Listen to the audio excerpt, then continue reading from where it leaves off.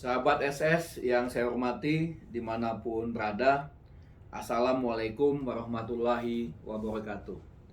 Jadi pada hari ini saya akan berbagi tips pembobolan dunia perbankan, modus baru pembobolan dunia perbankan oleh mafia tanah. Jadi sampai hari ini memang agak sulit ya kita untuk memberantas mafia tanah, karena mereka mempunyai modus cara-cara yang selalu baru. Nah, sehingga kita sebagai masyarakat, termasuk juga profesi, penegak hukum, dunia perbankan, pemerintah, termasuk juga di kantor pertanahan, perlu harus hati-hati ya, harus waspada. Jadi bagaimana modus perbankannya itu?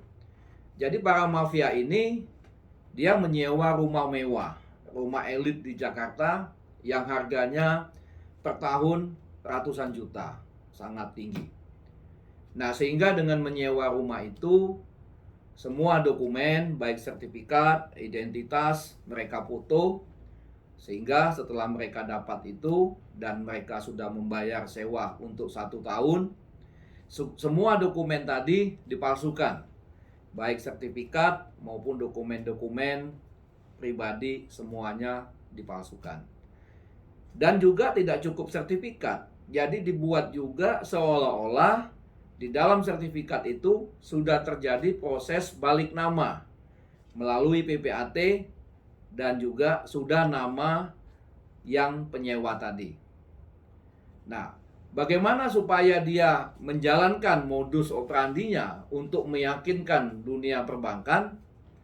Mereka membuat suatu perusahaan PT, dan PT ini supaya sudah seolah-olah berkembang, dia menggunakan franchise yang sangat mahal, membiayai nilainya sangat tinggi, miliaran rupiah per tahun, dan mempunyai area tanah sewa yang sangat luas. Nah, sehingga mengajukan kredit ke perbankan, bahkan tidak hanya satu perbankan. Jadi menurut para penegak hukum yang datang ke kantor saya untuk meminta keterangan ahli, jadi ada 5 perbankan sekaligus yang mereka bobol. Nah, diajukanlah sertifikat tadi ke perbankan, dan perbankan tentunya melihat dokumen-dokumen perusahaan, dokumen pribadi, sertifikat, dan dicek ke sebagai jaminan. Jadi rumah itu dicek objeknya, apakah benar pemiliknya, ya, termasuk juga perusahaannya dicek, dan semuanya berjalan dengan baik dan semuanya seolah-olah valid, bagus. Nah, sehingga kredit tersebut disetujui dan dibuatkanlah tanda tangan perjanjian kredit maupun juga akte pembebanan hak tanggungan di hadapan notaris atau PPAT. Nah, setelah ditandatangani oleh notaris PPAT, ya, mereka ini dengan menggunakan yang menurut informasi dari penegak hukum, menggunakan karyawan notaris yang telah mereka bina, karyawan freelance ini, mereka inilah yang seolah-olah menjalankan atau mendaftarkan APHT tadi ke kantor pertanahan setempat. Padahal tidak dilakukan hal yang semestinya, karena mereka sudah menyiapkan ya sertifikat hak tanggungan palsu. Nah, sehingga diserahkan ke perbankan dan kredit itu cair. Nilainya sangat tinggi. Jadi satu perbankan nilainya 20 miliar lebih.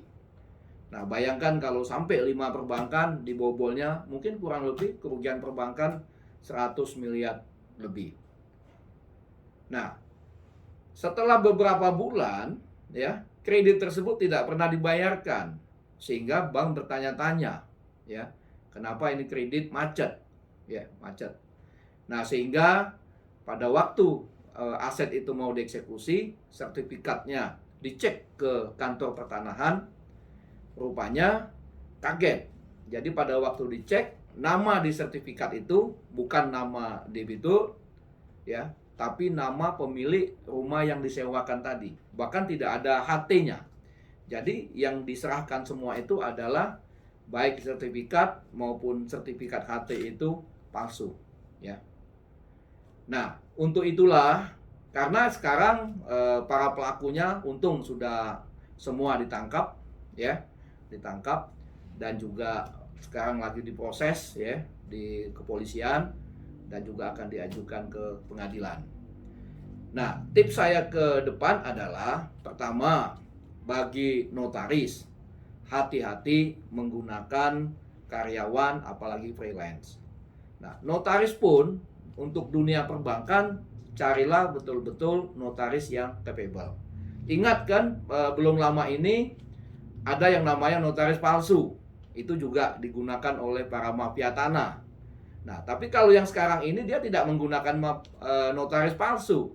Tapi justru yang dipalsukan itu adalah sertifikatnya, baik sertifikat tanah maupun sertifikat hak tanggungan dengan menggunakan katanya, ya, karyawan notaris freelance. Jadi dunia perbankan juga harus sangat hati-hati sekali. Jadi bisa lebih dicek lagi jejak rekam digital dari calon debitur, termasuk juga notaris yang akan ditunjuk, sehingga ini untuk menghindari, ya, terjadinya aksi penipuan ini di kemudian hari. Nah, bagi masyarakat, Bapak Ibu sekalian juga hati-hati di dalam menyewakan rumah. Jadi jangan gampang percaya sama orang yang belum sama sekali kita kenal, ya. Jadi jangan sampai rumah yang kita sewa itu menjadi modus, ya, modus operandi suatu kejahatan, sehingga akan merugikan kita semua. Nah, itulah di dalam dunia mafia tanah ini saya akan berbagi tips kepada masyarakat, kepada dunia notaris, termasuk juga dunia perbankan, termasuk juga kantor pertanahan. Karena titik dari benteng pertahanan itu ada di kantor pertanahan. Tapi dalam hal ini jadi mereka memang tidak melakukan pengecekan pendaftaran di kantor pertanahan, tapi juga dipalsukan. Mungkin ke depan untuk sertifikat, baik itu sertifikat tanah maupun sertifikat hak tanggungan, bagaimana supaya tidak gampang dipalsukan. Jadi ini masukan-masukan saja, sehingga masyarakat maupun dunia perbankan tidak ada yang dirugikan akibat ulah dari oknum mafia tanah ini. Mungkin itu saja tips dari saya, semoga bermanfaat bagi kita semua. Silakan kalau ada tanya jawab nanti kita akan jelaskan. Ini juga supaya kita bermanfaat, ya, supaya bermanfaat bagi masyarakat. Silakan video ini di-share kepada masyarakat yang lain agar kejadian-kejadian seperti ini tidak terulang lagi. Terima kasih. Assalamualaikum warahmatullahi wabarakatuh. Tetap semangat.